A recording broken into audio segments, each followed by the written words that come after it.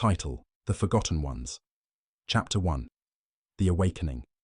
The first sign that something was wrong came when Annabelle awoke, but it wasn't the usual way one senses the arrival of a new day. It wasn't the soft morning light filtering through the curtains, or the distant sound of birds chirping at dawn. No, it was the stillness. The deep, unsettling absence of anything that should have been there. The familiar creak of the floorboards, the quiet hum of the refrigerator in the kitchen, the thrum of traffic from the street below, none of it existed. There was only a dead silence that seemed to press in on her from all sides. Her eyes snapped open, and for a moment, she lay there, frozen, unsure of where she was.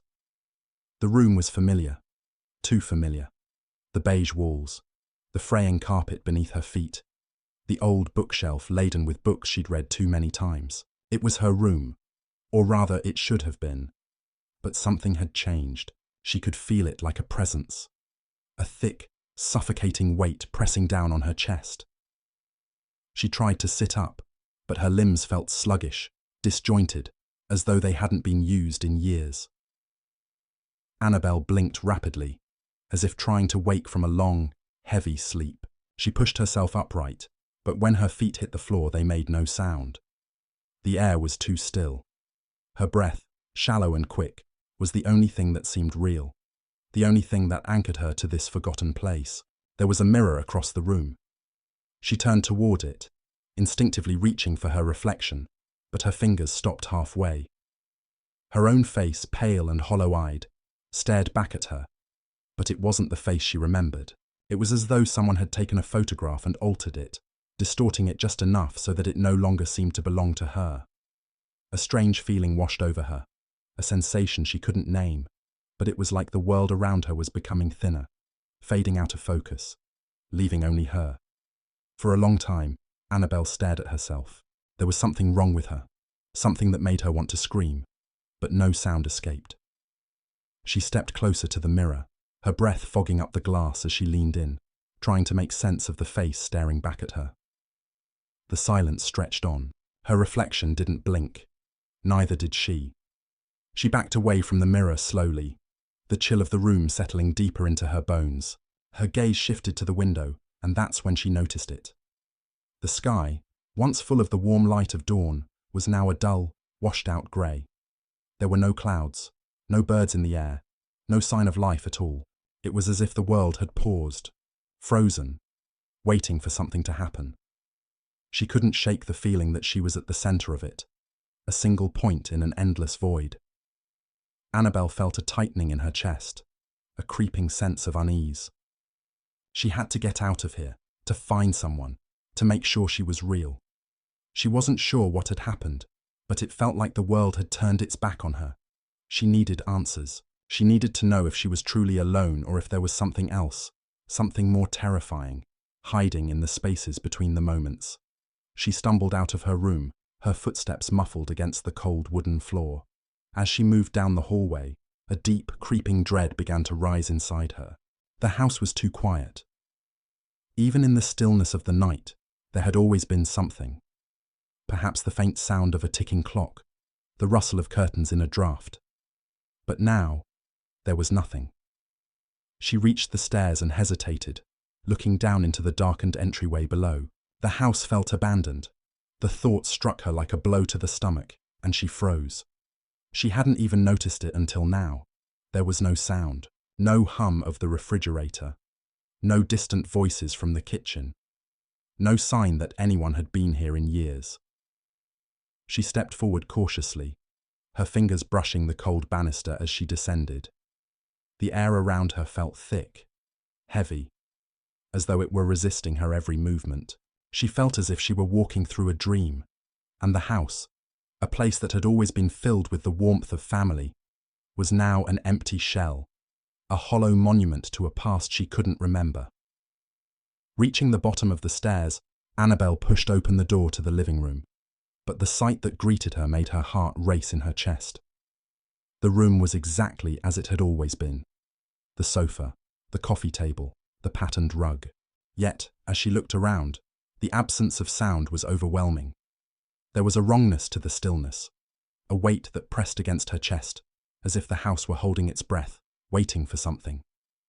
Her gaze fell upon the window and she saw it. The street outside, the familiar rows of houses, the winding road she had walked countless times. But there were no people. Not a soul moved. No cars passed by. No children played on the sidewalk.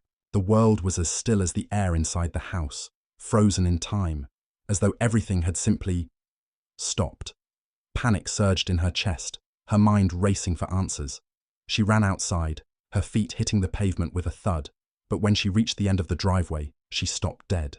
The street stretched out before her, empty. It was as if she had stepped into another world, a world where no one existed but her. "Hello?" she called out, her voice barely more than a whisper. There was no reply. The sound of her voice seemed to vanish into the emptiness, swallowed whole by the vast silence that hung over everything. Annabelle turned in a circle, her eyes scanning the street, the houses, the trees, the sky. But there was nothing. No sign of life.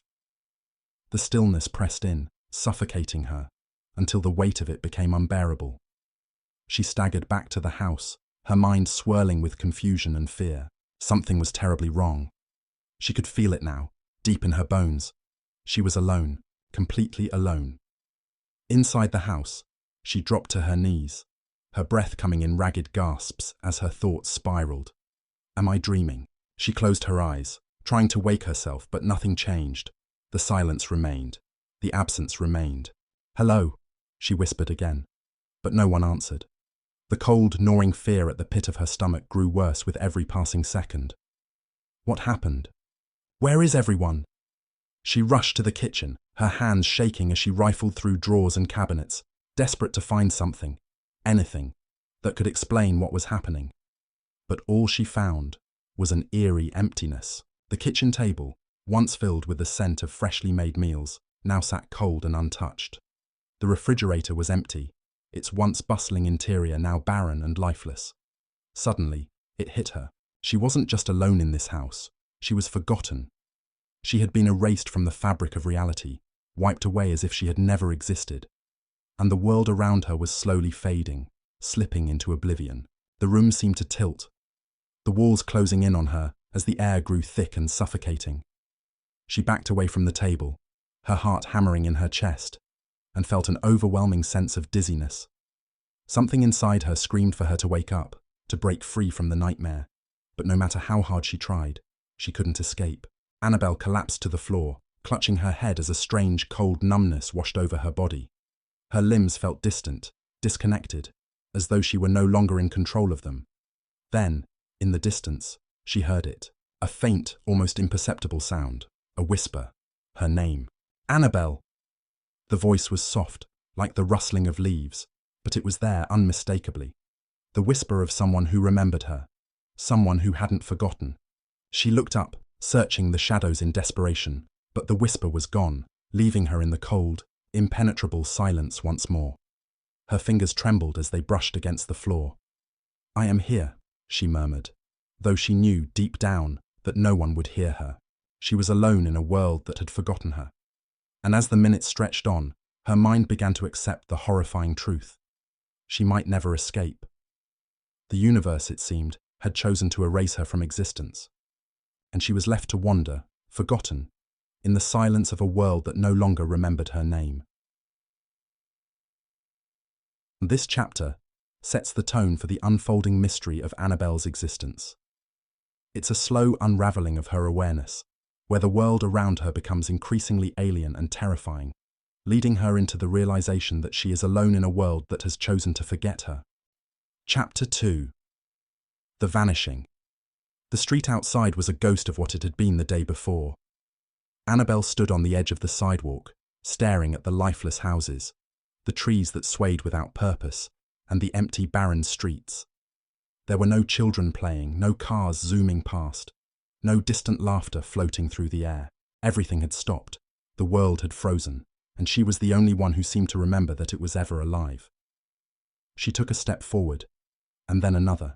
Her feet moved slowly, hesitantly, as if the ground beneath her were no longer solid, as if it might give way and swallow her whole. She felt as though she were walking through a vast, empty void, a place where everything was suspended in time. Every sound, every movement, every breath she took was swallowed by the oppressive silence that surrounded her. The wind, which had once carried the scent of the ocean and the distant hum of life, was now a hollow whisper that barely stirred the leaves in the trees.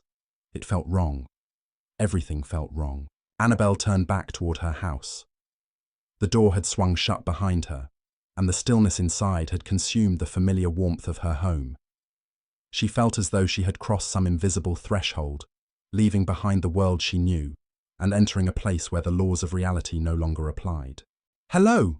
she called out, her voice barely breaking the air. It was strange how her own voice seemed so far away, as if the universe itself was too distant to hear her. No response. Annabelle felt the cold gnawing at her soul, creeping up her spine with a relentless certainty. She wasn't just alone here. She was forgotten. Erased. It wasn't that people had left. No, that would have been easier to understand. This was different. It was as if she had never existed in the first place. She clutched her chest, her heartbeat a frantic drum in her ears. A strange numbness had begun to settle over her, creeping into her limbs, her thoughts. The realization that she was alone was no longer a thought, no longer a theory. It had become a truth so cold and absolute that it felt like a weight pressing down on her chest, squeezing the air from her lungs. But how? How had this happened? She couldn't answer her own question. Every explanation she conjured, every theory she pieced together, felt feeble and hollow, like trying to grasp smoke with bare hands. She reached out, stretching her fingers toward the empty street, as if she could touch something, anything, to prove that she was real. And yet, there was nothing. A shudder passed through her, but it wasn't from the cold. It was something deeper, something darker. The feeling of being utterly forgotten was like a black hole that threatened to consume her, to pull her into oblivion where she would cease to exist entirely. The very thought made her skin crawl. Was this how the universe treated those it had deemed unnecessary? Was this how it erased the mistakes it had created? The sky above her was still that same unnatural grey. It had no texture, no colour. It was as if it had been painted over, a backdrop to a stage that no one was watching. She raised her hand to the sky, her fingers trembling, half expecting it to shatter or crumble under her touch. But it didn't. It just hung there, suspended, indifferent. Annabelle turned away from the sky and walked slowly down the street, her feet dragging as if the very pavement resisted her movement. The further she went, the more the sense of unreality grew. She passed the houses, each one as silent and empty as the last, and tried to peer inside the windows. There were no lights on, no movement. It was as if the whole world had been turned off, like a machine that had simply stopped working. She came to a house that was familiar, one she recognized from childhood. She had played here, had eaten meals at this table, had sat by the window and watched the seasons change. The memories came rushing back in a blur of faces and sounds, of laughter and warmth. But now, as she stood in front of the house, all of it felt distant, like a dream she couldn't quite remember. She knocked on the door, tentatively at first, then harder, more urgently. Her hand pressed against the cold wood of the door frame, and she felt a tremor in her fingers. The sound of her knuckles rapping against the door echoed in the silence, but it felt muted, as though the sound itself was being swallowed by the very air. "Please," she whispered. "Please, someone answer me." There was no reply, no footsteps, no rustle of movement from within. The house sat in total silence, its windows dark, its door unmoving. It was as though it had never been a home. It was as though it had never existed. Annabelle backed away from the door, her mind spinning in desperate circles. She had to find someone. She had to know what was happening. She couldn't be the only one left. She couldn't be. She turned and ran, her breath coming in ragged gasps as she sprinted down the street, desperate to find any sign of life. The houses passed by in a blur, their windows like empty eyes staring out into the void.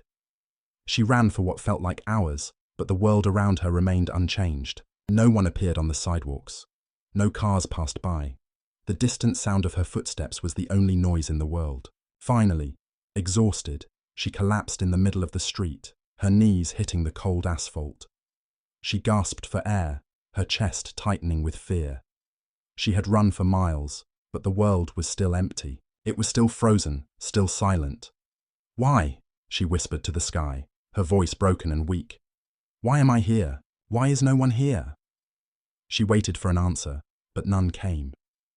The universe, it seemed, had no response for her. With trembling hands, Annabelle pulled herself up from the ground. She had to get back. She had to find some trace of reality, something to tell her that she wasn't alone in this nightmare. She didn't know how long she had been walking, how long she had been trapped in this void, but it felt like days, weeks even. Time had become meaningless here. It was as if it had stopped altogether, like she was suspended in an endless, lifeless moment. Her eyes darted around the street, searching for anything at all, that might offer her a clue. But there was nothing. No movement, no sound. The houses, the trees, the road, they were all just empty shells, hollow and meaningless. She turned back toward her house, feeling the weight of defeat settling into her bones. She had to go inside. She had to find some kind of answer there. But as she approached, something caught her eye. Something strange, something that didn't belong.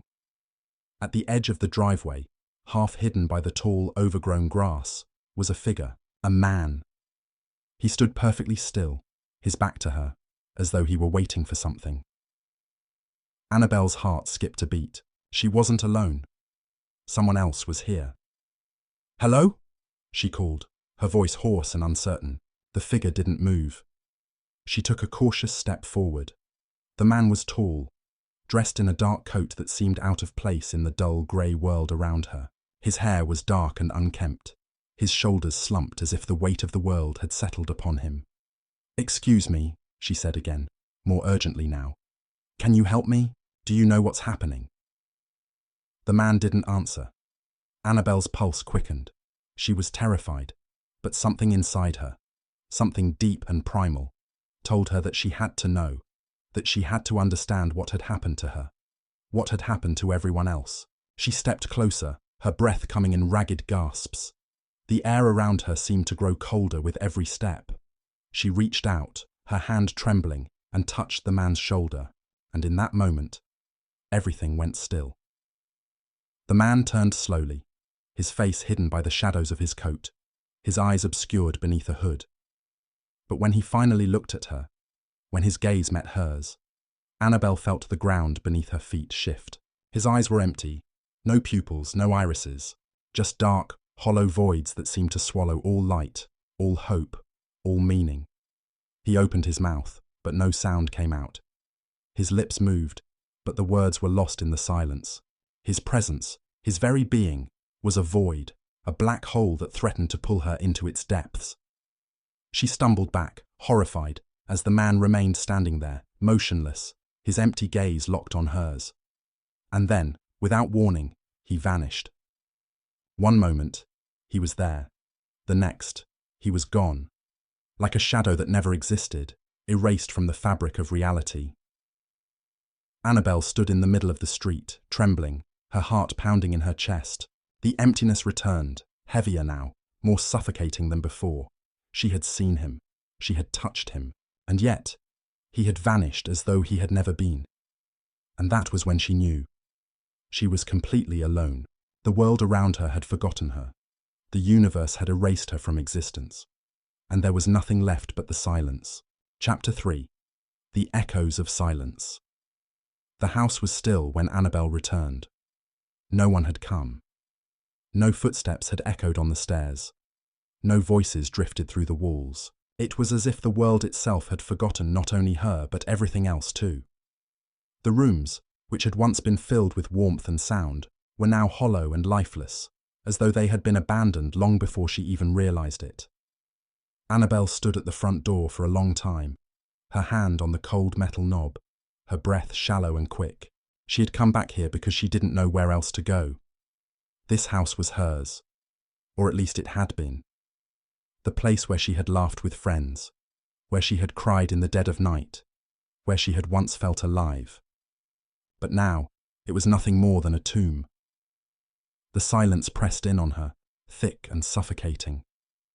She pushed the door open with trembling hands, stepping into the house once more. The floor creaked beneath her feet, but the sound was muffled, distant, as though the house itself was holding its breath. Everything was exactly as it had been when she first left. Nothing had changed, and yet everything felt different. The furniture sat untouched, the photographs on the walls were frozen in time, but there was no warmth here, no life. Only the cold shadows and the oppressive stillness that seemed to grow with every passing second. Annabelle made her way through the rooms, walking slowly, her fingers trailing along the walls, as if searching for some trace of the world she had once known. She passed the living room, the kitchen, the hallway. Each room she entered was more unnerving than the last. She felt like an intruder in her own life, as though the house was no longer hers, as though it had been taken from her in some incomprehensible way. She stopped at the window, staring out at the empty street. The world outside was as silent as the house, a barren landscape of stillness. The trees stood frozen, their leaves unmoving in the dead air. The houses on either side of hers sat dark and lifeless, as though the very fabric of reality had been ripped away, leaving only echoes of what had once been. Her mind raced, spinning with questions she couldn't answer. What had happened? Where had everyone gone? Why couldn't she remember anything before this moment? Annabelle squeezed her eyes shut, trying to push away the rising panic that threatened to swallow her whole. She had to remember. She had to find something, some trace, some clue that would tell her what had happened. She turned away from the window and walked back through the house, past the rooms she had come to know so well, until she found herself standing in front of the door to the basement. She hadn't been down there in years. The basement was dark, filled with old things, forgotten memories, boxes of clothes and photographs, the remnants of a life that seemed so distant now.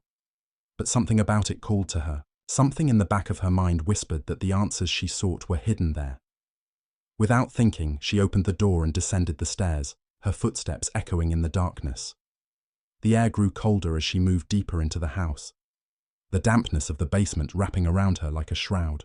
The musty smell of old wood and dust filled her nostrils, and the darkness seemed to close in on her from all sides. At the bottom of the stairs she paused, her heart racing. The basement was vast, stretching out in front of her like a cavern, its walls lined with shelves filled with forgotten things. She stepped forward, her breath coming in quick, shallow gasps, her eyes scanning the darkness for any sign of movement, anything that might offer her a clue. As she moved deeper into the room, her foot brushed against something soft. Annabelle recoiled, her pulse quickening. She turned, her eyes scanning the floor in the dim light, and there, lying in the dust, was a doll. Its porcelain face was cracked, its eyes dull and lifeless, its clothes tattered and worn.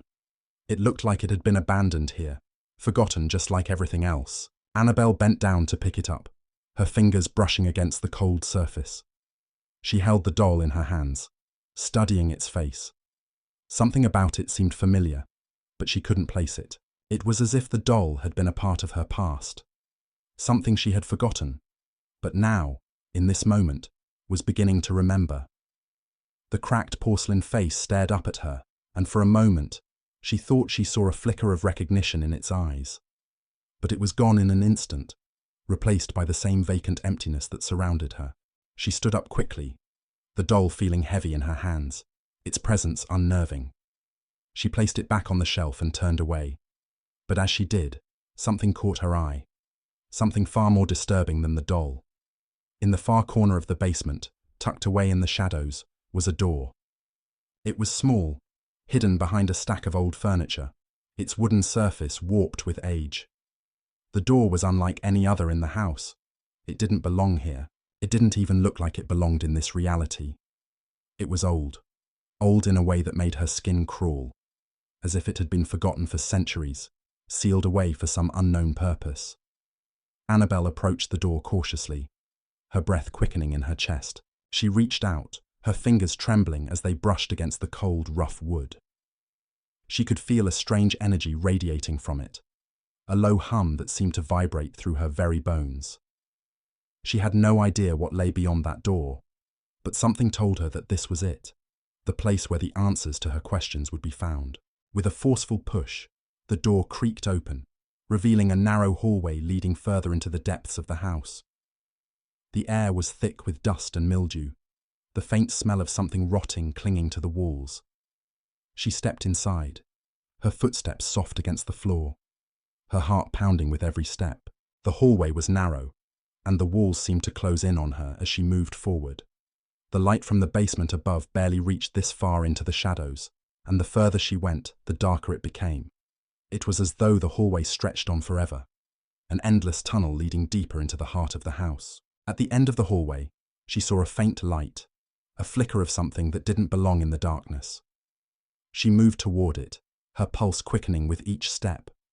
The light grew brighter, casting eerie shadows on the walls, and as she reached the end of the hall, she found herself standing in front of another door, this one different from all the others. This door was made of metal, its surface cold and unyielding. Strange symbols were etched into the surface, symbols that seemed to shimmer and writhe as if alive. Annabelle reached out, her fingers brushing against the symbols, and as soon as she touched them, a sharp jolt of electricity shot through her body, making her gasp in pain. But it wasn't just physical pain. It was as if the symbols had reached deep into her mind, probing her memories, her very essence. She jerked her hand back, her heart racing. But the door was not locked. No, it was opening. The air around her shifted, becoming colder still, the shadows around her growing darker, deeper. The door creaked open slowly, revealing what lay beyond, and what she saw made her stomach twist in horror. The room beyond the door was not a room at all. It was a void, a black abyss that seemed to stretch on forever. There were no walls, no ceiling, just an endless, yawning emptiness. In the center of the void, suspended in mid-air, was a single object. It was a mirror, but not like any mirror Annabelle had ever seen. The glass was dark, opaque, its surface rippling like water, as if something were moving just beneath. She stepped closer, drawn to the mirror despite the fear that gripped her heart. Her reflection, no, it wasn't a reflection at all, was twisted, distorted. It was her, but it wasn't. Her face was pale, her eyes wide with terror, but the woman in the mirror wore an expression of absolute emptiness. Her mouth moved, but no sound came out. Annabelle gasped, stepping back, her heart pounding in her chest. The figure in the mirror was not her. It was something else, something that wore her face. And then, the voice came. It wasn't the voice of the figure in the mirror. It was a voice from everywhere, from nowhere. It was a whisper that seemed to come from the very air around her, curling into her mind, coiling like a snake. You were never meant to remember. The words chilled her to the bone, and the darkness around her seemed to press in even closer, suffocating her. The mirror rippled again, and the woman, the thing, smiled. You never left. Annabelle stumbled backward, falling to the ground as the words echoed in her mind. She scrambled to her feet, her body trembling, her heart racing in her chest. The door behind her slammed shut, and the world plunged into darkness. This chapter takes Annabelle deeper into the unsettling mystery of her disappearance. As she explores the house, she discovers that it is not only empty, but alive with a terrifying presence. The discovery of the mysterious door and the mirror leads her to a moment of horrifying realization that she may never have truly left. The atmosphere of dread and isolation intensifies, and the sense of being trapped in an unexplainable nightmare grows stronger. The haunting presence of the house, the strange symbols, and the mirror all suggest that the world Annabelle once knew is slipping away into an abyss from which there may be no escape. Chapter 4. The Forgotten Door. The walls of the house seemed to close in tighter with each passing moment. Annabelle stood still in the center of the living room, her hands trembling at her sides, feeling the weight of an unbearable silence pressing in on her. There were no sounds now, not the distant hum of the refrigerator, nor the soft ticking of the clock on the mantel. The house was completely and utterly devoid of life. It was as if time itself had ceased to exist here, leaving only an eternal stasis. She was no longer sure if the house was a place she inhabited, or a place she was trapped within, a cage made of forgotten memories and shattered illusions.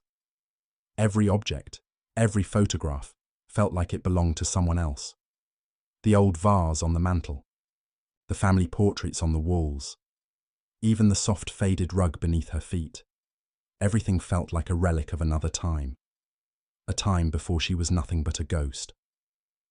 It had been hours since she had descended into the basement, since she had discovered the strange door that led into the void, and yet it felt like years had passed. Each tick of the clock, when it finally resumed its incessant ticking, sounded more like the countdown to some inevitable, inescapable end. There was no escape from this house, no escape from the world she now inhabited. It was as if she was the only one left in an empty universe. Her fingers brushed the cold wooden banister at the top of the stairs. A deep, gnawing ache in her chest made it hard to breathe. She turned her gaze toward the hallway leading to the back of the house, where the door to the kitchen stood ajar. It was not a new door. She'd passed through it countless times in the past, on the way to fix dinner or fetch a glass of water. But now it seemed wrong, out of place, as if something had shifted in the fabric of the house itself. She had a sudden, overwhelming urge to go there. There was nothing that could explain it. No logical reason. But as if drawn by some invisible force, Annabelle walked toward the kitchen. Each step felt heavier than the last, as if the house itself was pushing back against her movement, trying to keep her in place. The kitchen was bathed in dim light, the small lamp by the sink casting long, crooked shadows across the floor. Annabelle paused just inside the doorway. The kitchen was as she remembered it. Familiar, yet strange. The worn countertops, the old wooden cabinets, the cracked tile floor. Nothing had changed, and yet everything felt different. The air was thick with something she couldn't put into words. It was as though the house itself was holding its breath, waiting for something to happen. Her eyes drifted to the far corner of the kitchen, where a door stood, one she hadn't noticed before. It wasn't the back door, the one that led outside to the garden. No, this door was hidden behind a heavy curtain that hung down from the ceiling, a dark red fabric that seemed out of place in the otherwise sterile kitchen. The curtain was torn in several places, and the edges were frayed with age, as if the door had been sealed off long ago. The faint smell of dust and mildew hung in the air, thick and musty, as though this part of the house had been untouched for a very long time. Annabelle felt an overwhelming sense of dread flood her chest as she approached the door. The curtain shifted ever so slightly, as if stirred by an invisible breath. Her heart beat faster with every step, and the closer she got to the door, the more her skin prickled, as if the house itself was alive, watching her, waiting for her to cross this final threshold. When she reached for the handle, she hesitated. Her mind screamed for her to stop, to turn away before it was too late, but she could not. Something within her pushed her forward, something she could neither control nor comprehend. With trembling fingers, she gripped the cold metal knob and turned it. The door creaked open. A rush of stale air hit her like a wave, carrying with it the scent of rot and decay. The room beyond was pitch dark, the air thick and oppressive. There was no light in the room, but she could sense something, a presence. It was suffocating in its silence, heavy and oppressive, as though the room itself was waiting for her to make the next move. Annabelle stepped inside, the floor beneath her feet creaking with every step. Her senses felt dull, as if the very act of moving through this space was a struggle against some unseen force. The darkness seemed to press in on her from all sides, but she kept walking, drawn deeper into the room. As her eyes adjusted to the darkness, she saw shapes, distorted and broken, floating in the blackness. Her breath caught in her throat as her mind tried to make sense of what she was seeing. Shapes that seemed to shift and twitch in the corners of her vision. They were faint, barely perceptible, but they were there, moving, watching, waiting. Suddenly a sound broke through the stillness, a low grinding noise like metal scraping against stone. Annabelle froze, every muscle in her body locking in place. The sound came again, closer this time, louder, as if something was moving in the dark with her, something that was not bound by the laws of time or space. Her pulse quickened, her hands shaking uncontrollably. She wanted to run, but her feet felt like they were glued to the floor. The sound grew louder still, and then she heard something else, a voice, It was faint, barely a whisper, but it came from all directions at once. "You shouldn't have come." The voice was soft, almost melodic, yet filled with an unmistakable malice. Annabelle's breath hitched in her throat. She was no longer sure if she was hearing the voice with her ears, or if it was somehow in her mind.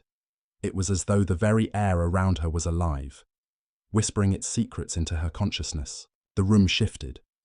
Suddenly, the walls around her seemed to bend, warping and twisting as if reality itself was collapsing.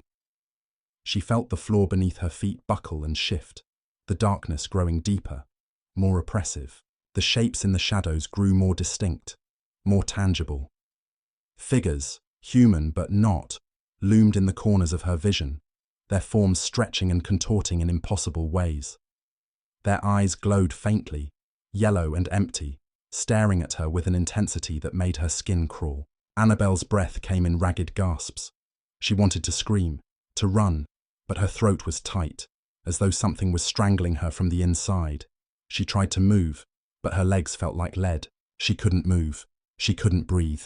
She was trapped. The figures in the dark were drawing closer now, their footsteps barely audible, but she could feel them.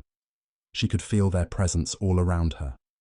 A soft rustling, like fabric against skin. A low, guttural growl reverberated through the room, as if something was watching her, waiting for her to make the wrong move. "You've always been here," the voice whispered again, this time clearer, more insistent.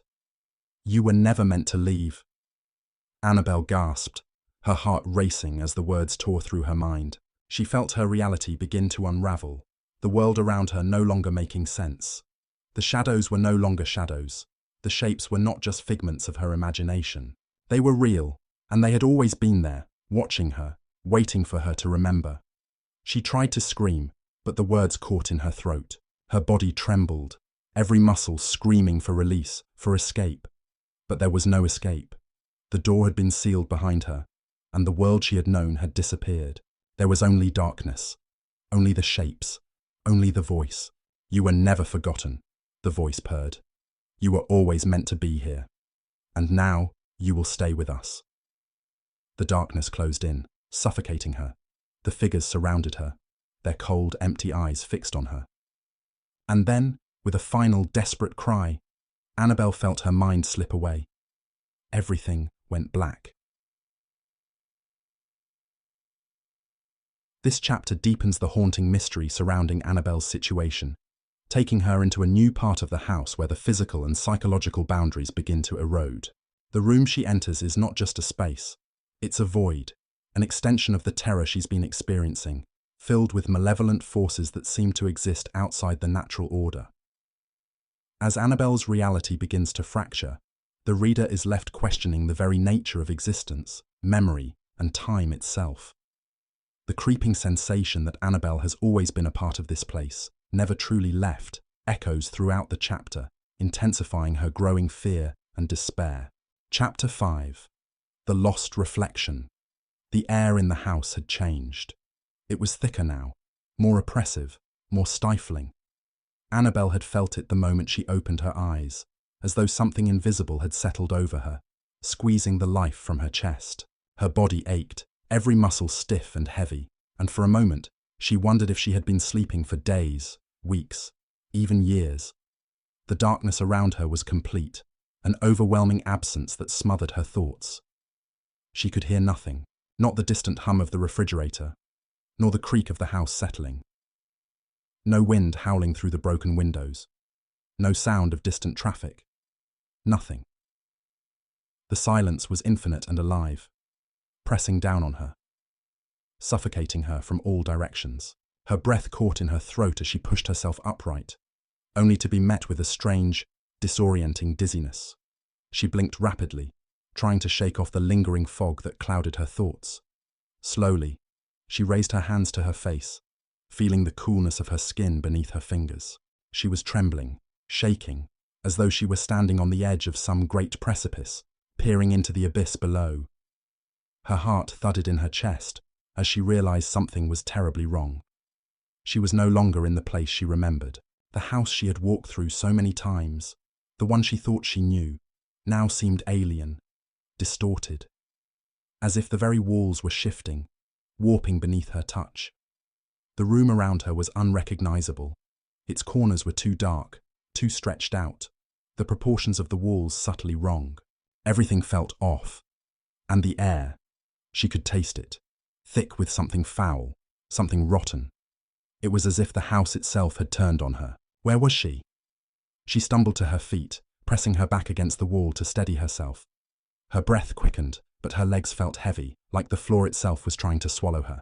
She had to move. She had to get out. But which way? She tried to focus, to remember how she had gotten here. But the memories were already starting to blur.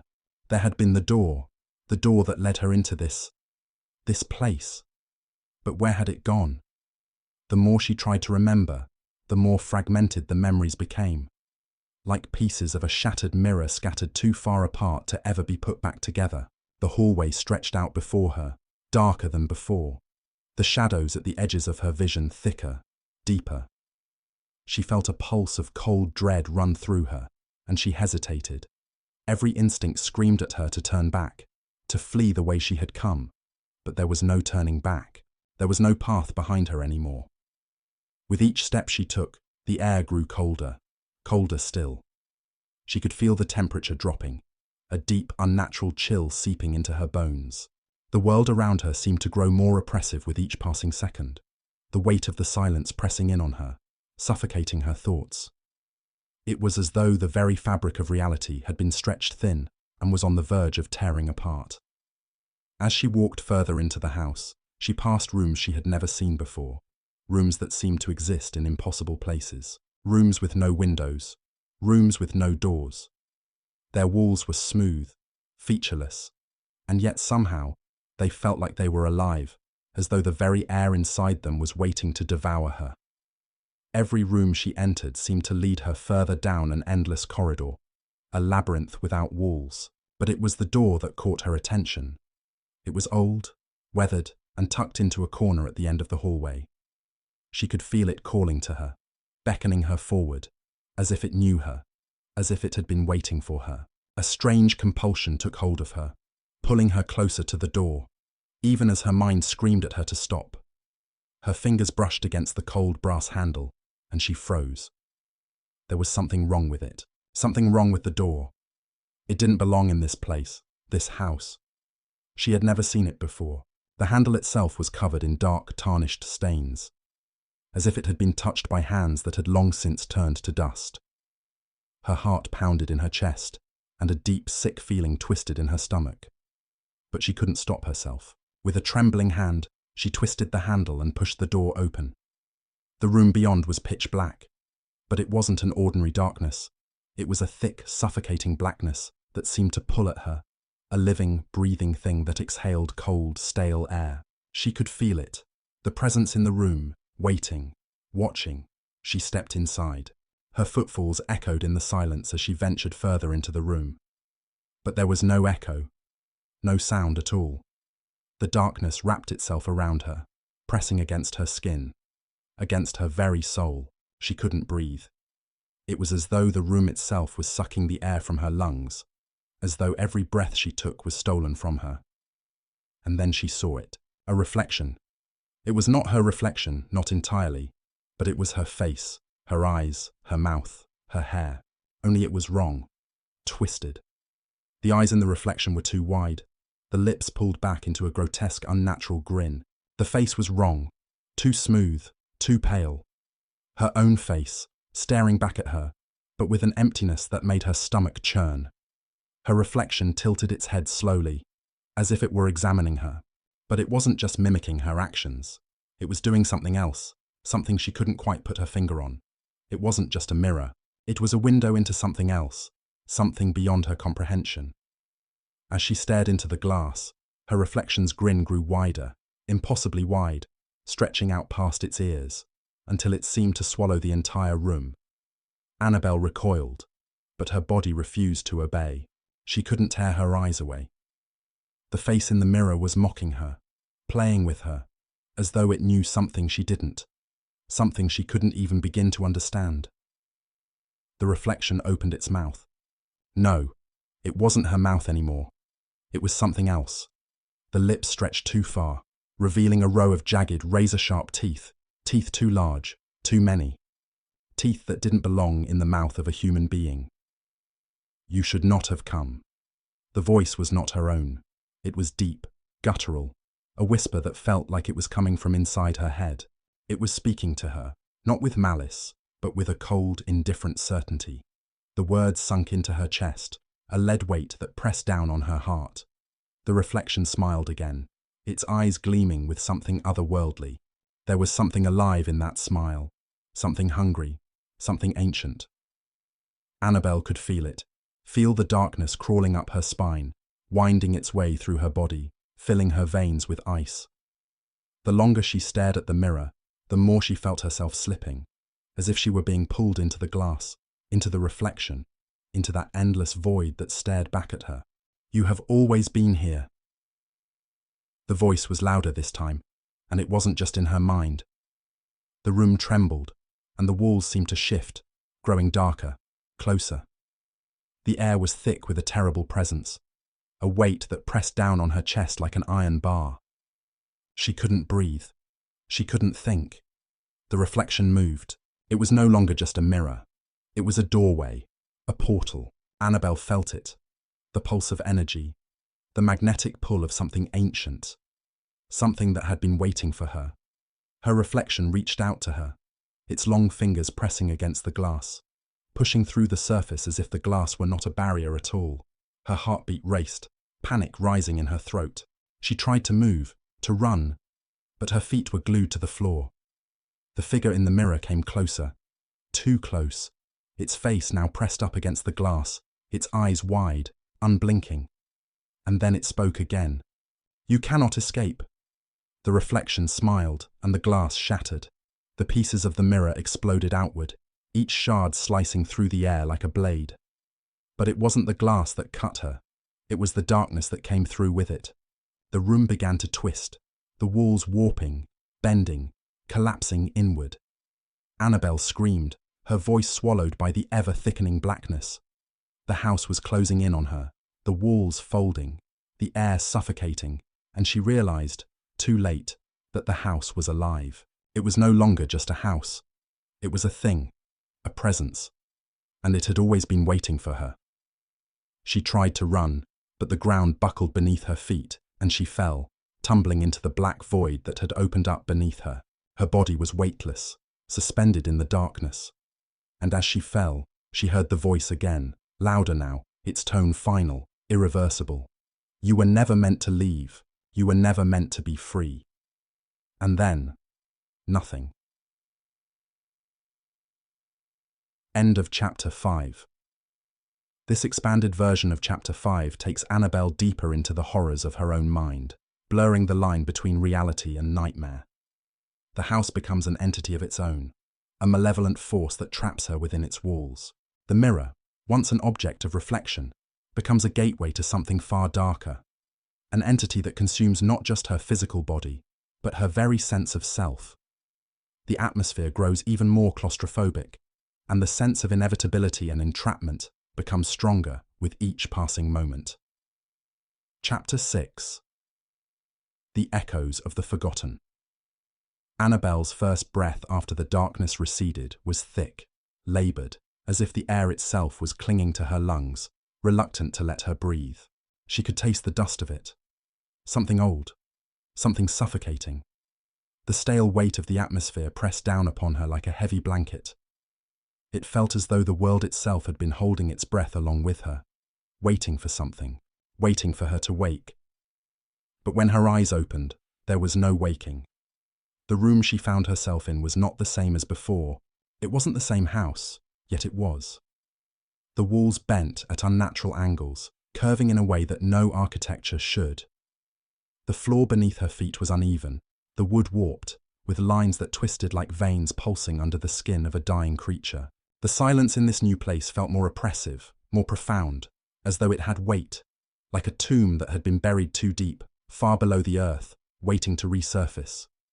She sat up slowly, her body stiff and aching as if she had been immobile for far too long. She could still feel the cold of the air clinging to her skin, the chill sinking deep into her bones. Her mind was slow, thick, foggy, and she couldn't quite shake the feeling that something was wrong. Something deeper than the darkness she had seen before. Where was she? She tried to call out, but her voice failed her. It felt like something was blocking the sound, suffocating it before it could escape her throat.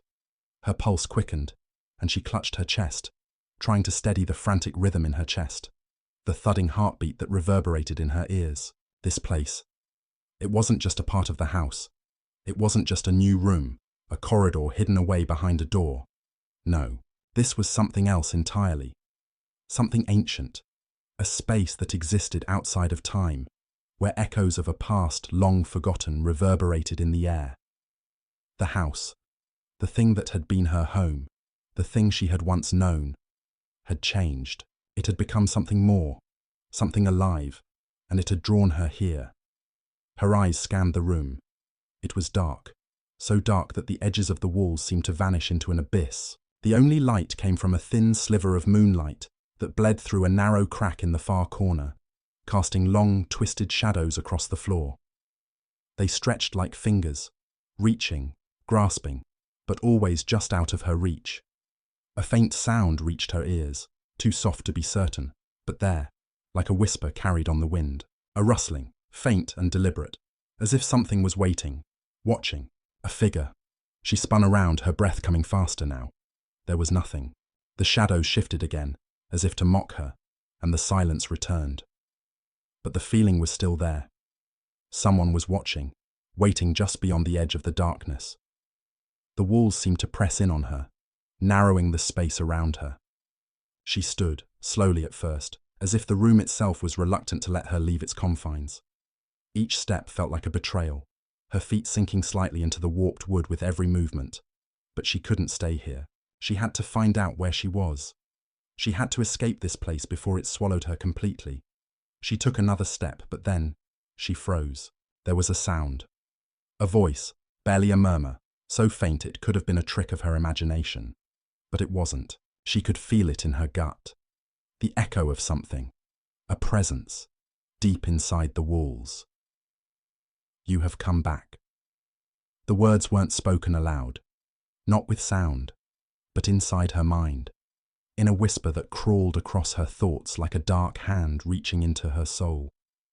Annabelle's breath caught in her throat, and her heart began to hammer in her chest. The words were not new.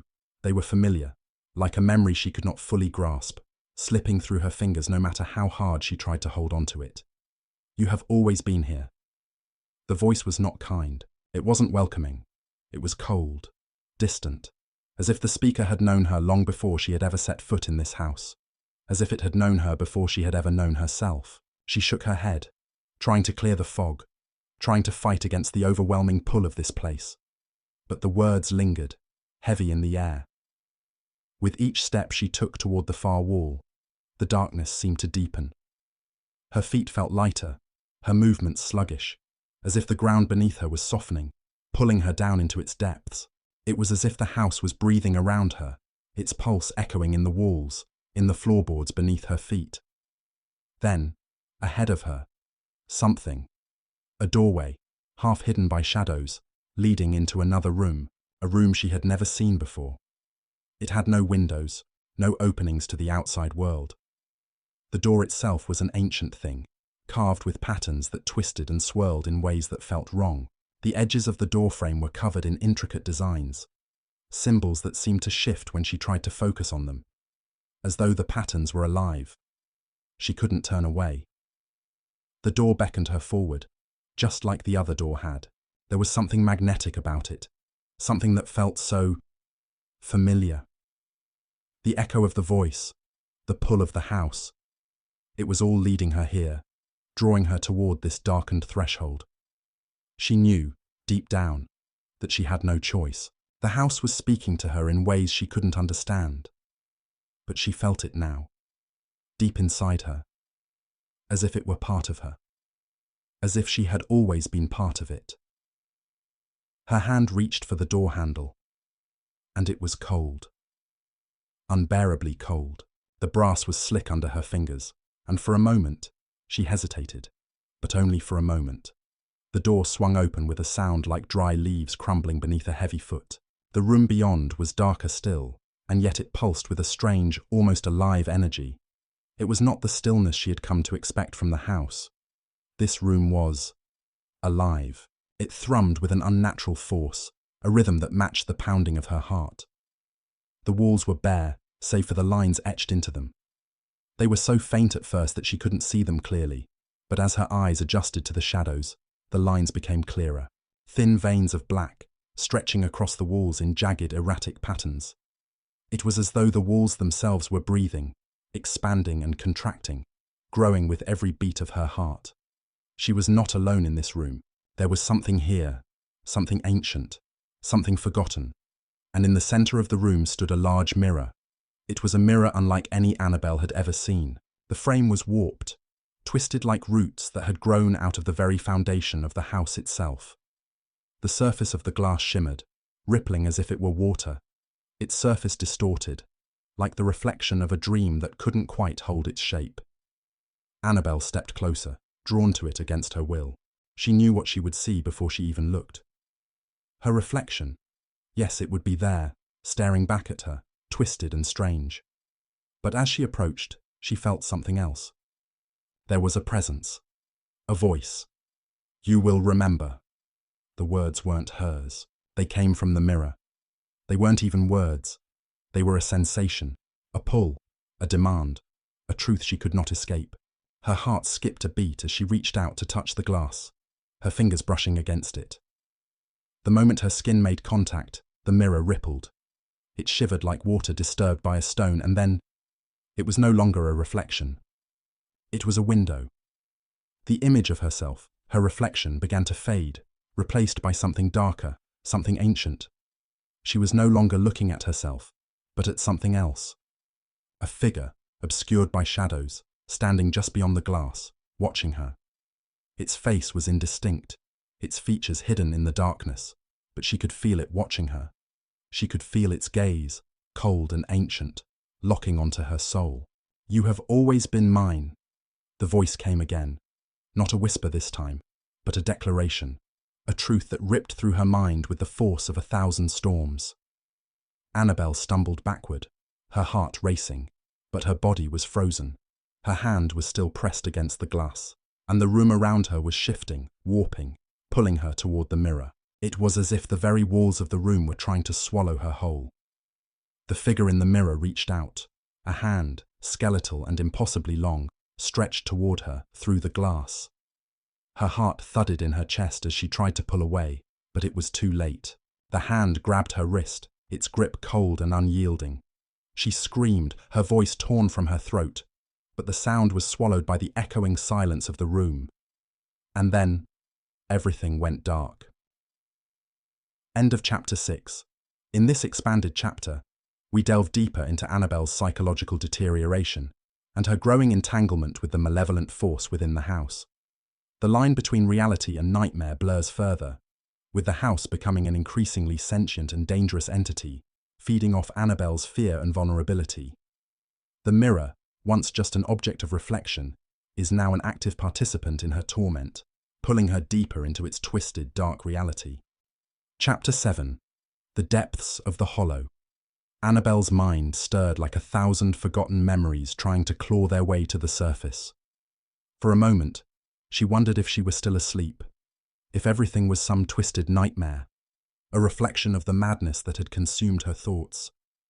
But no, the air was too cold, the weight of it was too real. She could feel the heavy pulse of silence pressing in on her, an oppressive quiet that was anything but peaceful. As she tried to gather her bearings, her body stiff and aching, her eyes struggled to focus. Her surroundings had shifted again. The walls, the floor, everything had dissolved into a vacuum, a pit that could never be filled. She was adrift in a vast, unending dark. The very space around her seemed to warp, pulling at the edges of her mind, distorting her perception of where she ended and where this emptiness began. She didn't know where to move, where to go. Her body felt like it had been carved from stone, immovable, as though the very air was holding her in place. And then, the voice. It came again, like a whisper carried on a cold breeze. Its presence was suffocating, wrapping around her thoughts, filling every crevice of her mind.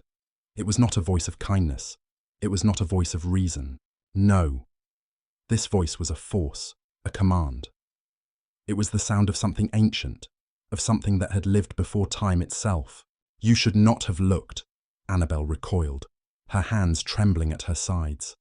She wanted to scream, but the scream would never come. The voice was inside her now. It was a part of her, an infestation burrowing deeper with each breath. She could feel its words stirring her thoughts, twisting them, pulling her in directions she could not follow, like a river current pulling a body toward an unseen waterfall. The air grew colder, thicker. It pressed in on her chest like an invisible weight, making it harder to breathe.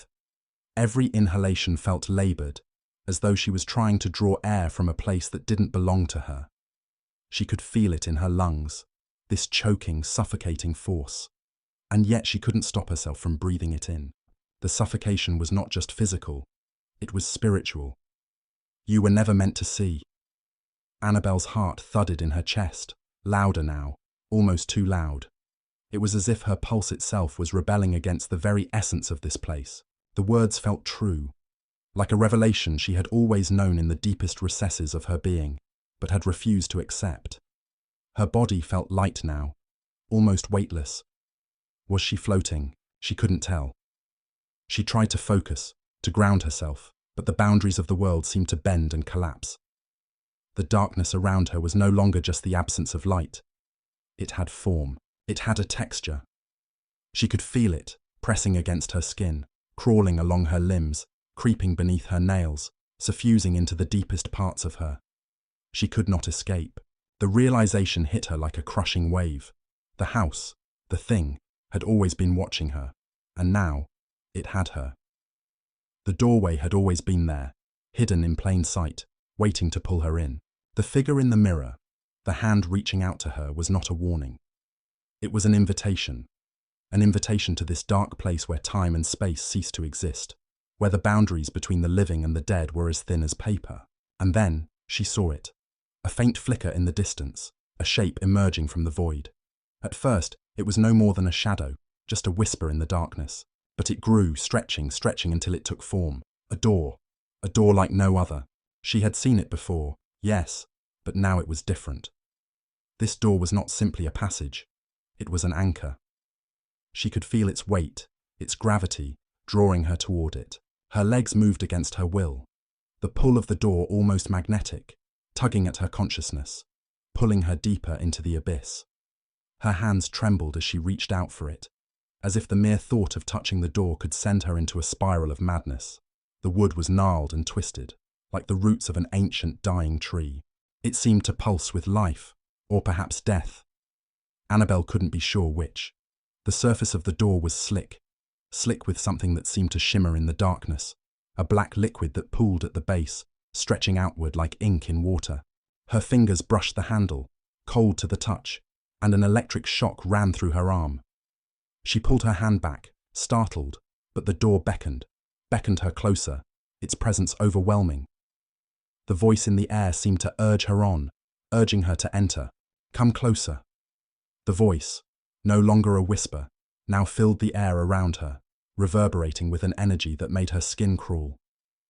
It was deep, primal, like the sound of 1,000 voices speaking in unison, an ancient choir calling her name. She could feel it vibrating in her bones, in the very marrow of her being, until her soul was raw and exposed. With trembling fingers, she grasped the handle once more. The door opened. The sound was agonizing, like the grinding of metal on metal, like the earth itself splitting open. The creak of the hinges echoed like a scream that would never end. And then, the darkness beyond the door folded inward, like a mouth opening to swallow her whole. She couldn't see beyond the threshold. It was not dark. It was deeper than dark. It was void, an infinite suffocating abyss that seemed to extend into eternity. As her eyes strained to penetrate the blackness, a movement caught her attention, a figure. At first, it was nothing more than a vague silhouette, a shadow moving within the depths. But as it stepped forward, as it neared the edge of the doorframe, Annabelle's breath caught in her throat. It was tall, impossibly tall.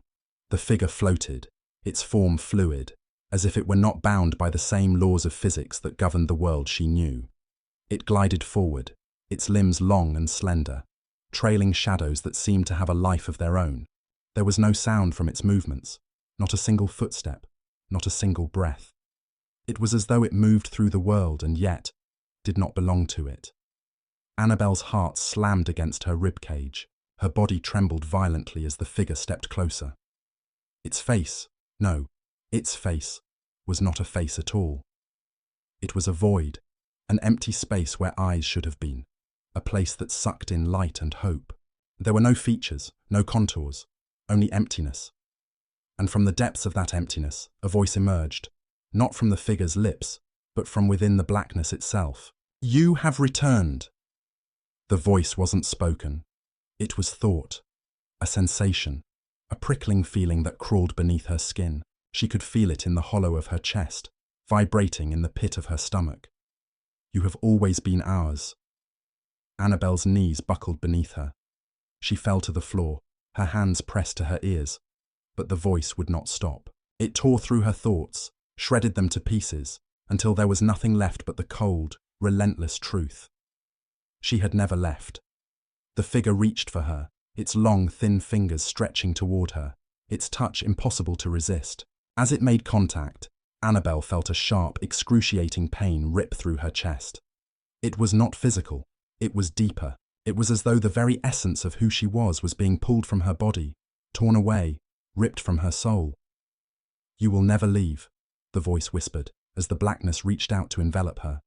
She screamed, but no sound came. Her body was no longer her own. Her thoughts were no longer hers. The darkness swallowed her whole, and as she vanished into its depths, she felt it, the final, absolute pull. And then, nothing. End of Chapter 7. In this extended chapter, the oppressive atmosphere deepens as Annabel's realization of her entrapment grows. The door, previously an object of curiosity, becomes the ultimate point of no return, leading to the appearance of an eldritch being from the abyss. The figure is a manifestation of the darkness, something far beyond human comprehension. The chapter weaves more heavily into themes of inevitability, with Annabel realizing she has been caught in the house's web for far longer than she could have known, and that escaping may be impossible. The creature's touch and its mind-bending voice leave her broken as she loses her grasp on reality. The tone becomes darker and more oppressive, emphasizing the horror of being consumed by something ancient and unknowable. Chapter 8. The Abyss Beyond the Door. Annabel's world had shattered into 1,000 pieces, each fragment spinning away from the center of her consciousness, unraveling what was left of her sense of reality. The darkness devoured her whole, not in the way shadows consume the light, but in a far more consuming and intimate way. It pulled at her, threading its suffocating tendrils into her mind, heart, and soul. She was no longer a person. She was nothing but a wisp, a whisper, lost in the void. There was no sense of time here, no day or night, no beginning or end. Just the oppressive weight of emptiness, the suffocating stretch of nothingness, pressing in on her from every side, until she could no longer remember what it had felt like to breathe freely. Was she still breathing? She couldn't tell. Her lungs were heavy, filled with something thick and oppressive like tar, making each inhalation feel like a struggle. Each exhale a desperate attempt to rid herself of the weight pressing down on her chest. It was as though the very air in this place had a purpose, to suffocate, to trap, to keep her from leaving. Her body felt weightless, suspended in a void with no sense of up or down. She reached out with trembling hands, but there was nothing to grasp. Her fingers brushed against the dense darkness, as though it were liquid, pooling and shifting like a living thing. The very texture of it unsettled her. It moved, but it didn't respond to her touch. It didn't react to her presence. It simply was, silent, unyielding, and indifferent to her. For a moment, she wondered if she had died, if this was some sort of afterlife. But no, this was not peace. There was no serenity here, no calm. There was only the gnawing sense of being trapped, being drawn into something greater, something darker. She felt it now, that tug at the very core of her being. It was as though something was calling to her, beckoning her forward, drawing her in. The air began to vibrate with a low hum, a resonance that rattled her teeth and filled her skull. It was not a sound. It was a presence. The very air seemed to have weight, pressing against her, pushing her in a direction she could neither control nor understand. The hum grew louder, more insistent, until it reverberated deep within her chest, vibrating her bones. She could feel it now, pulling at her. Something was waiting for her.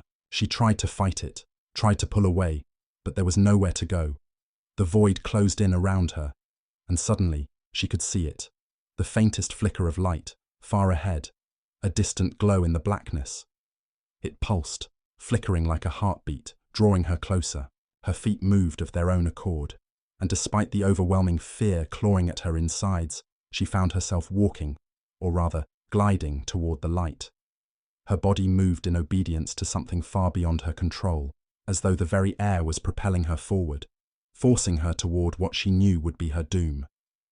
With each step, the light grew brighter, stronger, but it wasn't comforting. It wasn't the light of salvation.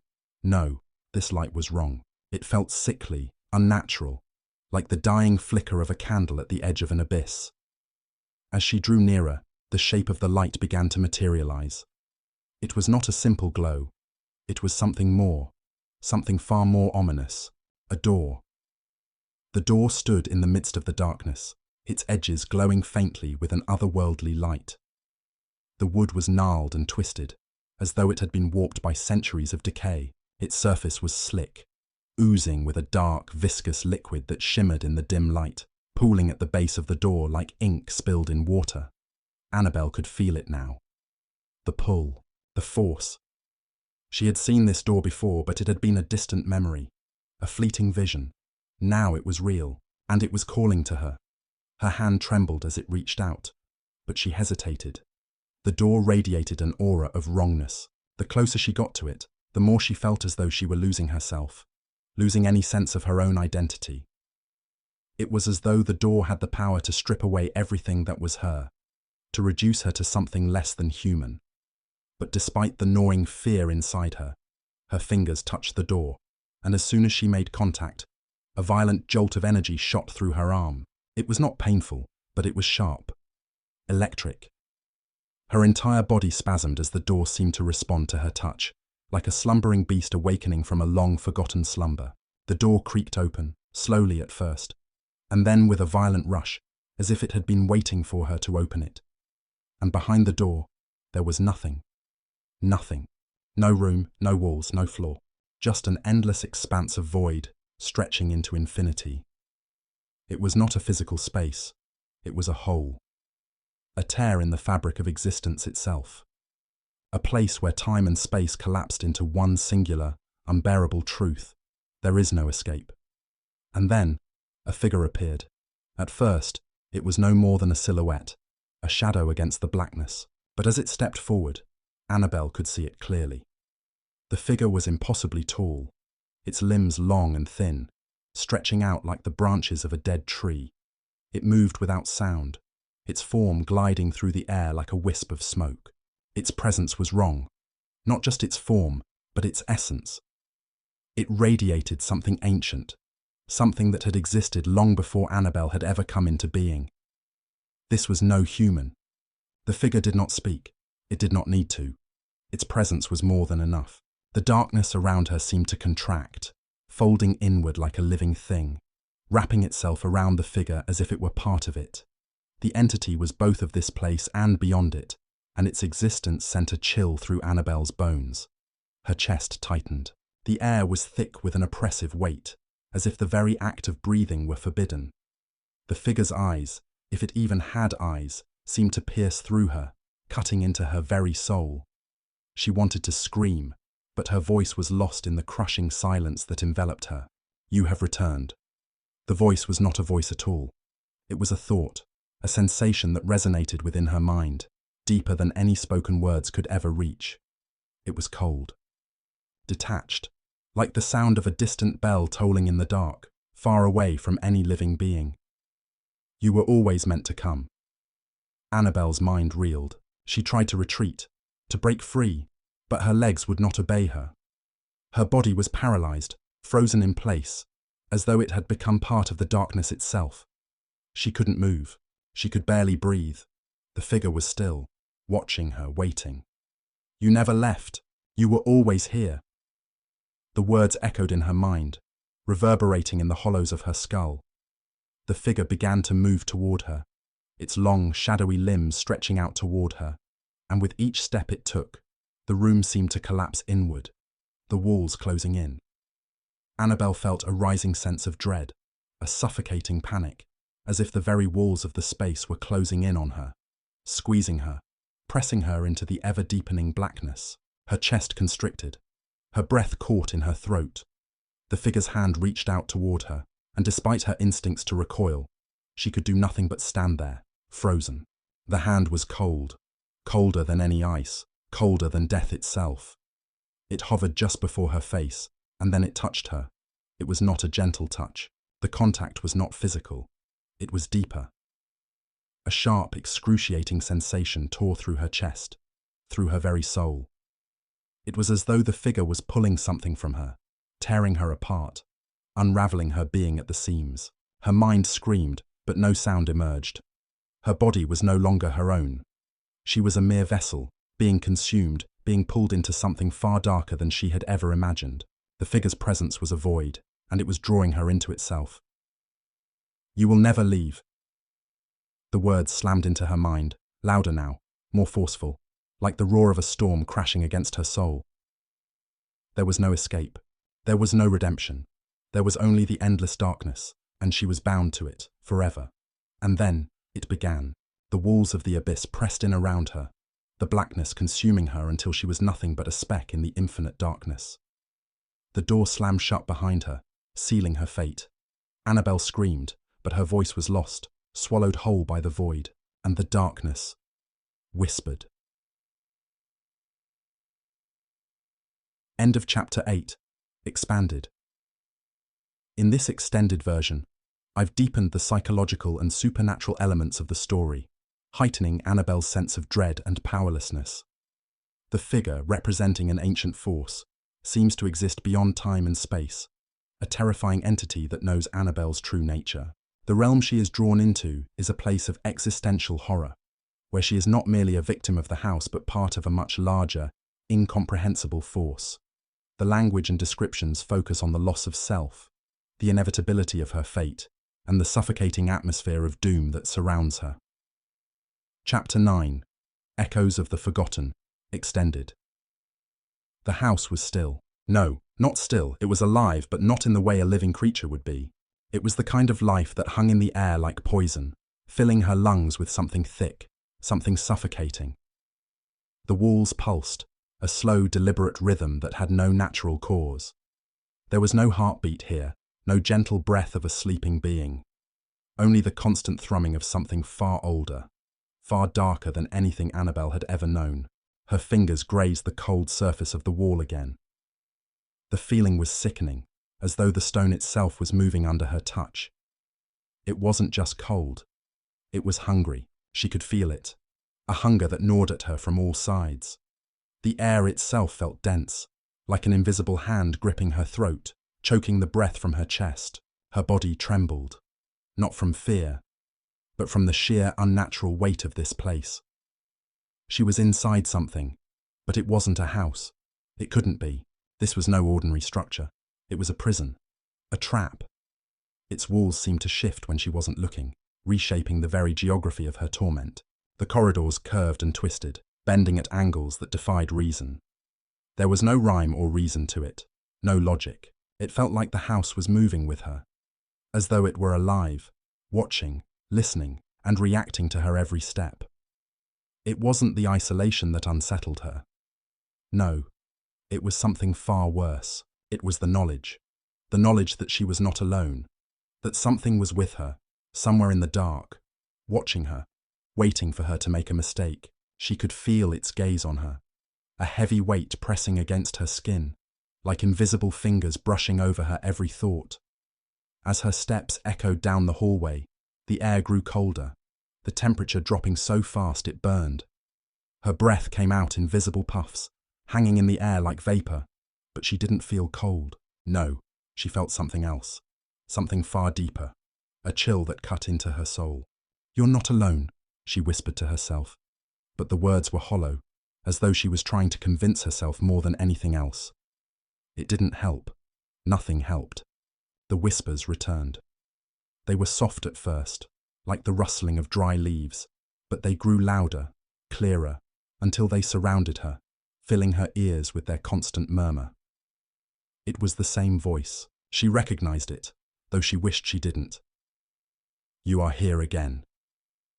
The voice was distant, as if it came from the very walls, reverberating in the air around her like a ghostly breath.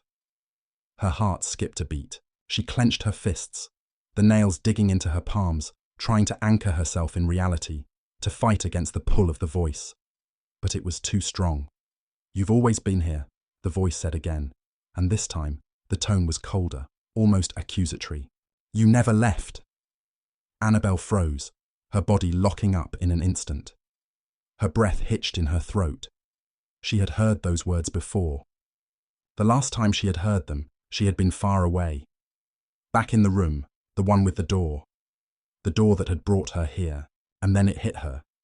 She wasn't just trapped in the house. She was trapped inside herself. Her mind reeled.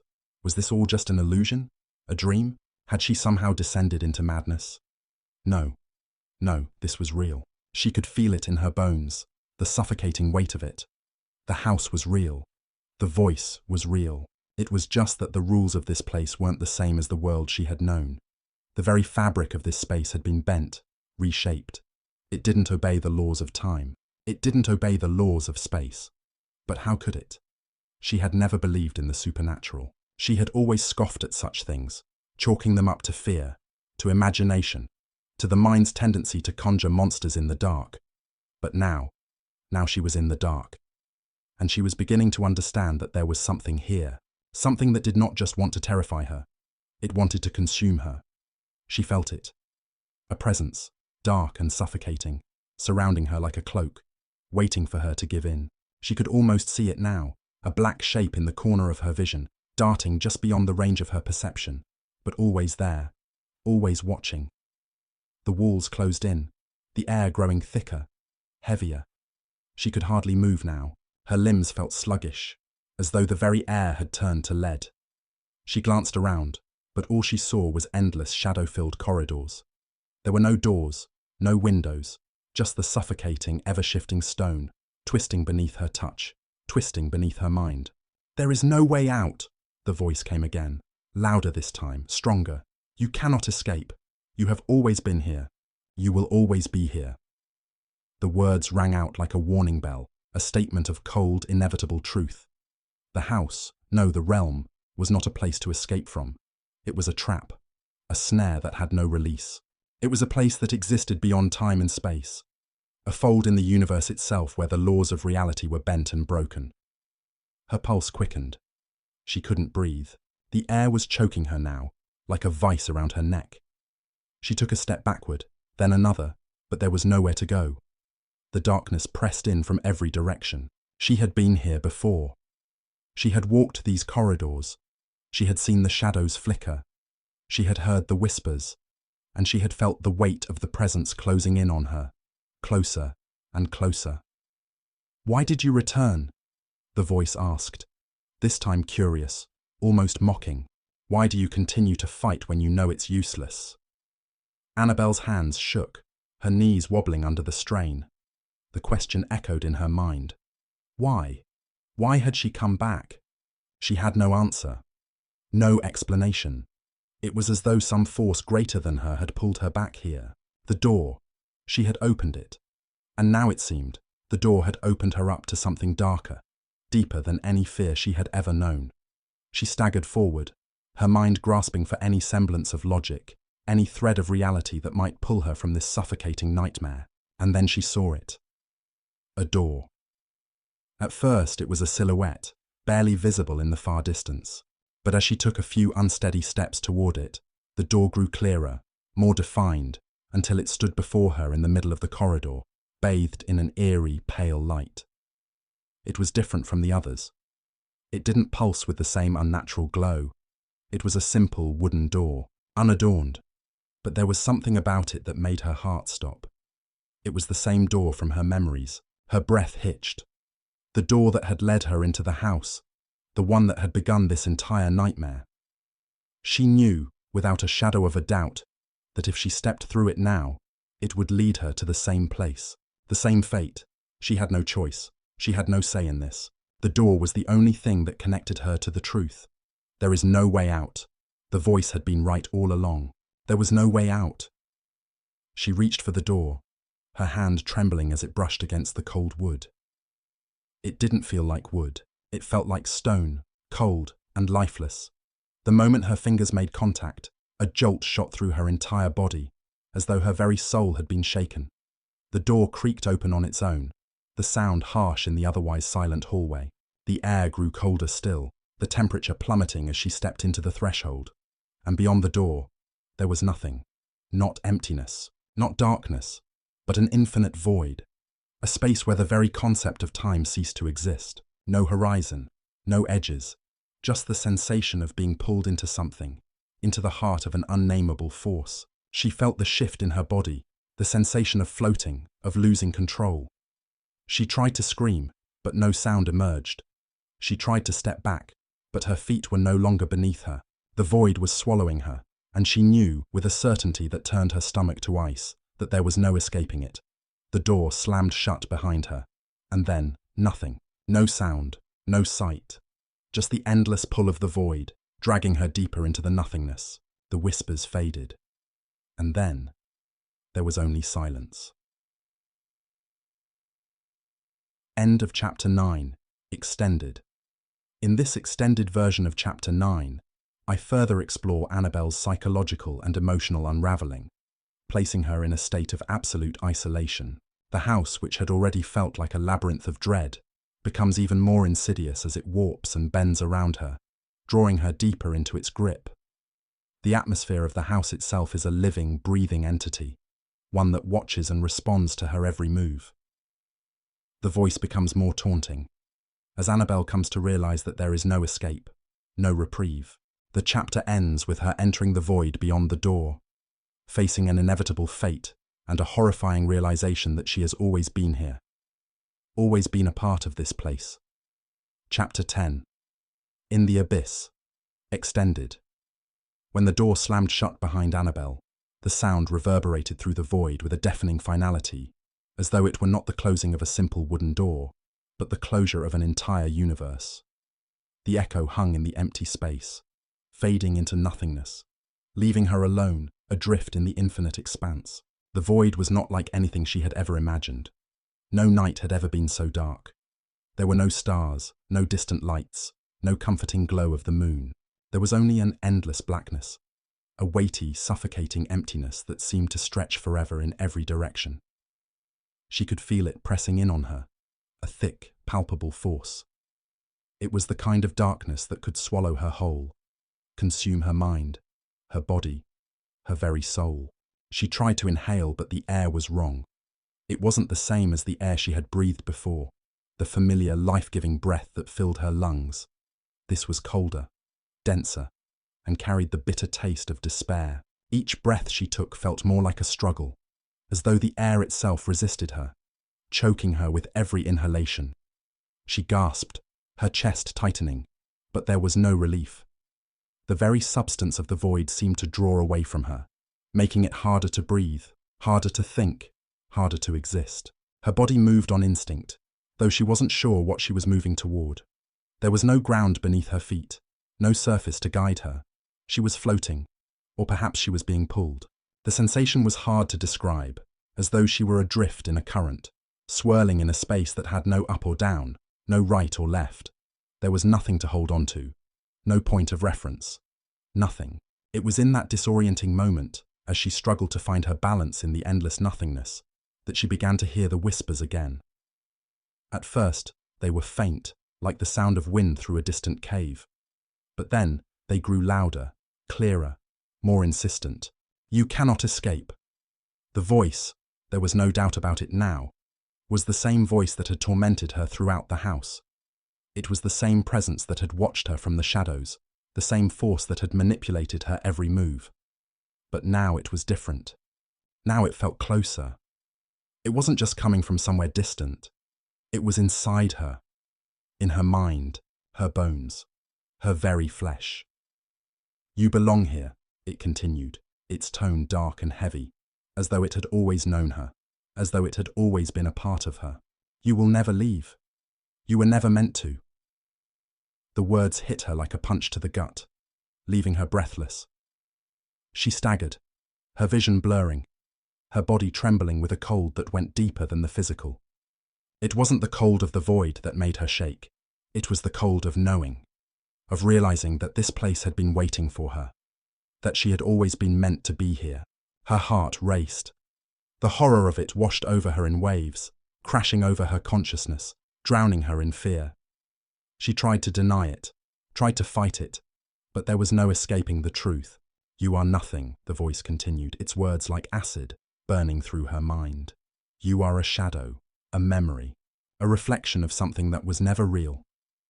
Annabelle clutched her head, as if to hold her mind together, as if the force of those words would tear her apart from the inside. Her thoughts were scattering, breaking into 1,000 pieces like shards of glass.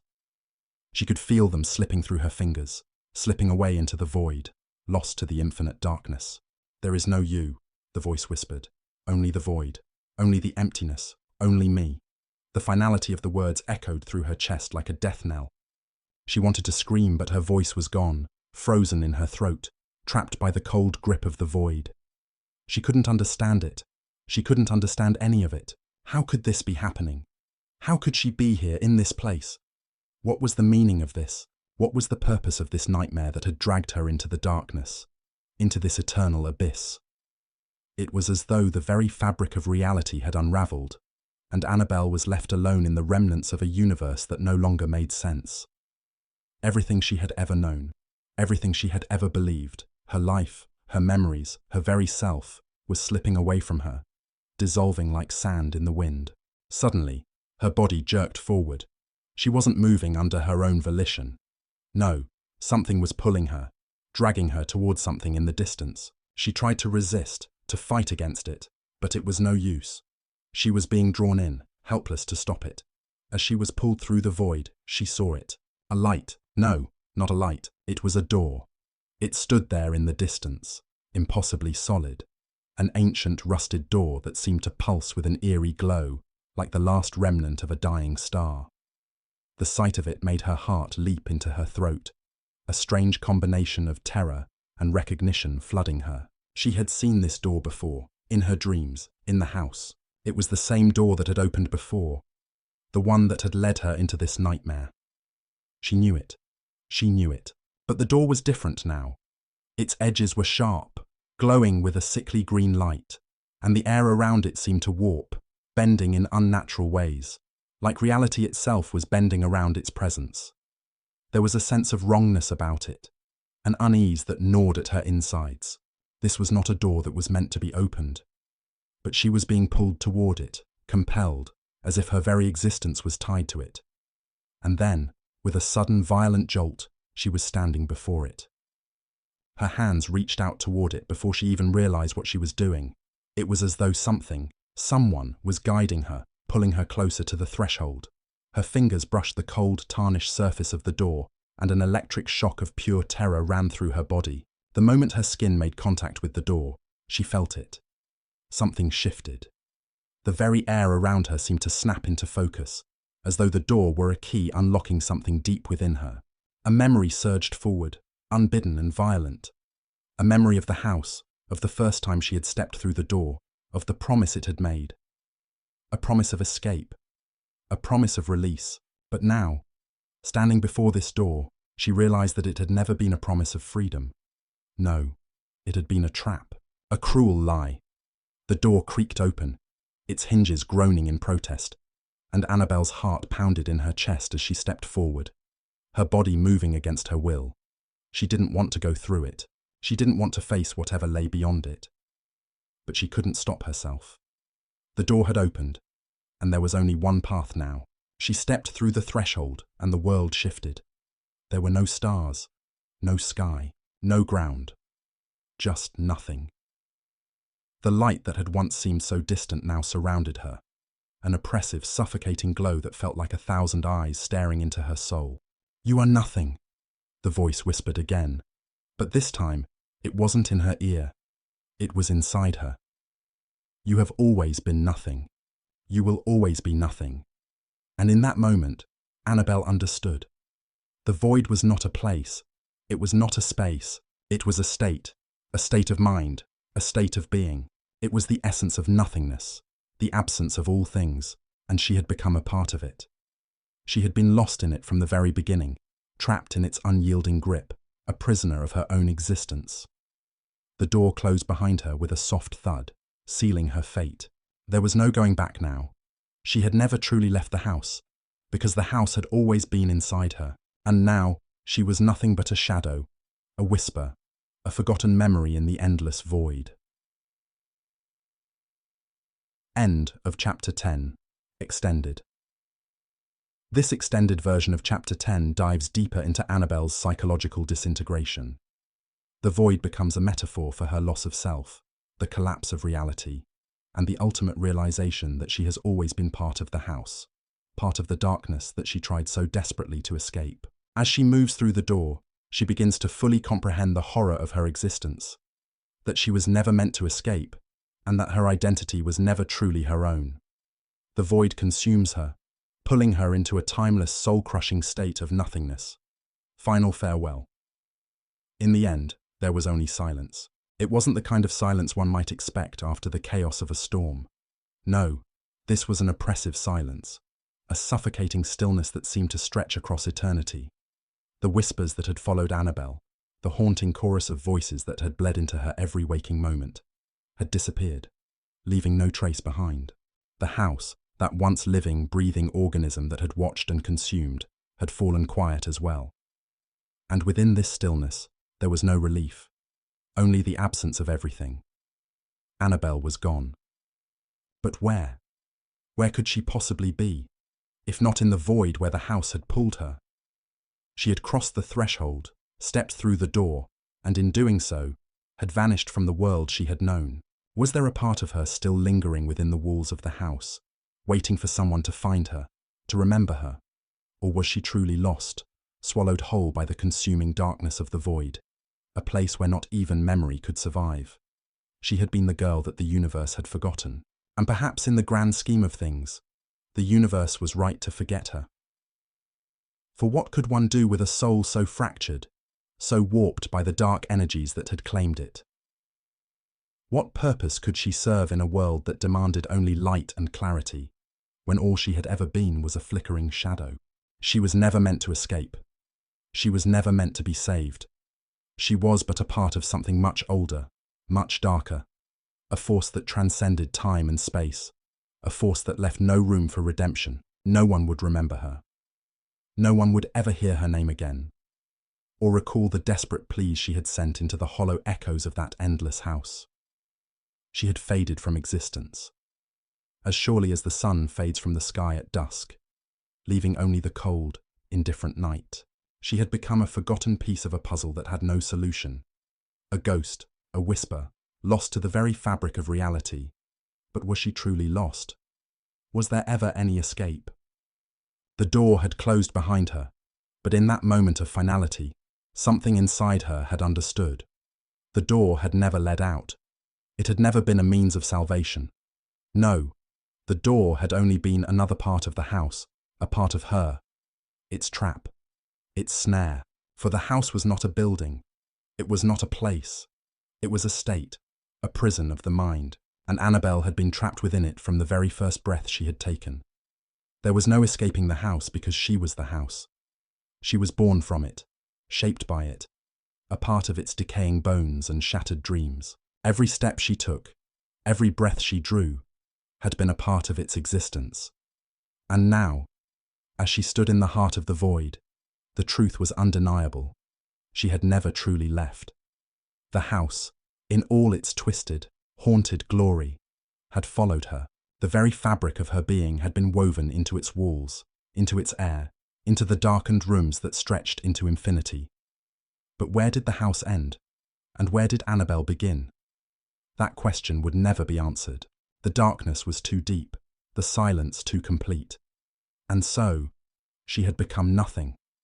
A mere echo of a life once lived, a shadow that no longer cast itself upon the world, a soul adrift in the eternal void, forgotten by all, including herself. As the seconds bled into hours, and hours bled into days, though time no longer held any meaning in this place, she realized that the house was not merely a location. It was a prison of the mind, a construct of her own making, and the key to her freedom had never existed. She had been locked within it from the very beginning, bound to its walls, its rooms, its whispers. The house was not a physical structure. It was a living thing, a manifestation of her own isolation, her own fears, her own deepest regrets. And now, there was nothing left. No escape, no reprieve, only the silence and the dark. She had not crossed into another realm. No. She had merely crossed into the deepest recesses of herself, into the corners of her mind where the house had always lived. It was a place where reality and illusion merged, where the past and future were irrelevant, where identity itself was torn apart and scattered like dust in the wind. Perhaps she had always been here. Perhaps she had always been a part of the void, a flickering shadow born from the dark, destined to fade into nothingness once her purpose had been fulfilled. But what was that purpose? What had she been meant to do? What had she been meant to learn, to become? The door had not led to freedom. It had led only to truth. And the truth was that there was no truth. There was only the void. There was only the nothingness that stretched out forever, an infinite chasm that consumed all in its path. And in this endless emptiness, there was no escape. There was no past. There was no future. There was only the now, an endless looping cycle of torment and despair, of forgetting and being forgotten, of falling endlessly through a void that was as much a part of her as her own skin. There would be no one to mourn her, no one to search for her, no one to even remember her name.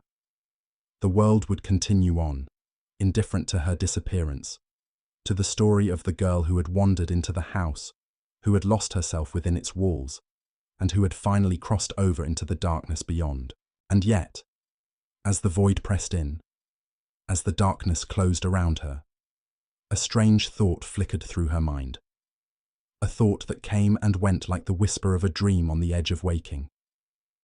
Perhaps she had never been forgotten.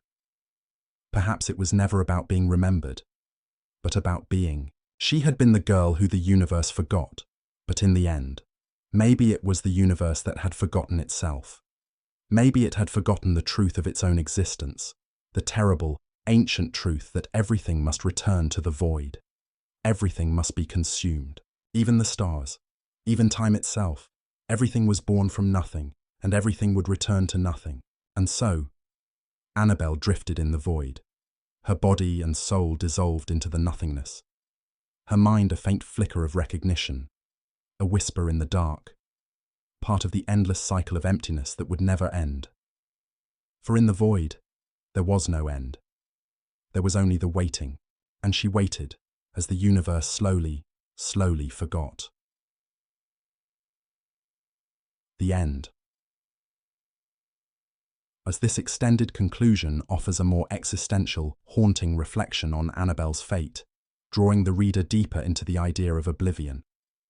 The sense of inescapability is heightened, with Annabelle's fate sealed in a timeless void that is both a metaphor for the self and an inescapable cosmic truth.